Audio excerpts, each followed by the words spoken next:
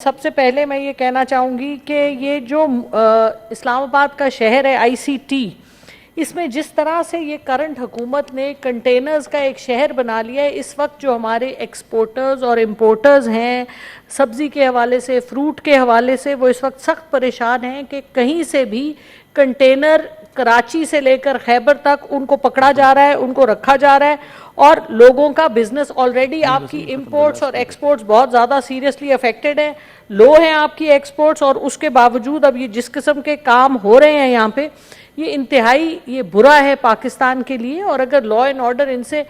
नहीं होता तो कोई तरीका निकालें, मुल्क को नुकसान ना पहुँचाएं। दूसरी बात ये कि हमारे आज भी हमने देखा कि चेयरमैन साहब ने लीव एप्लीकेशंस पढ़ी, मेरा ख्याल है कोई 10 मिनिस्टर्स की जो मुल्क से इस वक्त बाहर हैं। तो हमारे जो बहुत ऑनरेबल प्राइम मिनिस्टर साहब हैं इम्पोर्टेड गवर्नमेंट वाले, उन्होंने फरमाया था जब वो गए थे न्यूयॉर्क, उन्होंने कहा था कि क्योंकि हमने कहा था कि वो प्लाजा होटल में रहे हैं वहाँ पे, जहाँ पे जूनियर मिनिस्टर्स का जो हमें खबर है $4000 पर नाइट स्टे था और प्राइम मिनिस्टर साहब का जो हमें खबर है $10,000 पर नाइट थी और 7 रातें ये लोग रहे थे। तो उन्होंने शहबाज शरीफ साहब ने कहा कि नहीं, हम अपने खर्चे पे जाते हैं, क्योंकि वो गए थे एयरफोर्स के जहाज़ पे और वो एयरफोर्स का जहाज़ हमारे टैक्स पेयर के पैसे से ख़रीदा जाता है और हम ही जैसे टैक्स पेयर के पैसे से उसमें तेल डाल के वो जाता है। तो हमारी उनसे मुदबाना गुजारिश है और आपकी वसातत से मैं चाहूँगी कि वो हमें बिल दिखा दें, वो हमें बिल दिखा दें जो उन्होंने ज़ाती पे किए, ताकि हम अवाम और हम सेनेट के जो मेंबर्स हैं हम उन पे शक ना करें। हमें वो बिल दिखाएं जो वो कहते हैं कि मैं हर ट्रिप के पैसे खुद देता हूं और मेरी पूरी टीम खुद देती है। तो प्लीज़ हमें वो बिल दे दें। इसके लिए आपको जो भी कोई डॉक्यूमेंटेशन, जो आपको पीएम ऑफिस जो ख़त लिखना है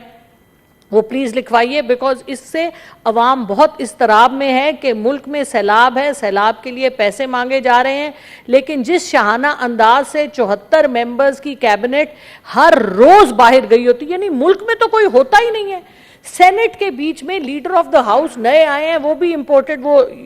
यूके से आए हैं 6 साल के बाद शायद या 5 साल के बाद, और वो भी नापैद हैं। तो हम पूछते ये हैं कि ये, और सब लोग मुल्क से बाहर जाके वहाँ से क्या करने जाते हैं? इंस्ट्रक्शंस लेने आते हैं। तो मुल्क को हम ऑफिशियली डिक्लेयर कर दें कि हम इंस्ट्रक्शंस लेते हैं बाहर से और हम यहाँ काम करते हैं, यानी कि हमारी जो हुकूमतें हैं, हम अवाम का इस वक्त सेंटिमेंट ये है चेयरमैन साहब कि वो कहते हैं कि जो लोग हमारे हुक्मरान हैं ये सिर्फ हुक्मरानी करने आते हैं, फिर अपने आप को एनआरओ दे के ये मुल्क से बाहर जाके वहाँ इनकी बड़ी बड़ी इमलाक हैं, ईद, बकर ईद, शादियाँ, पोते नवासों की,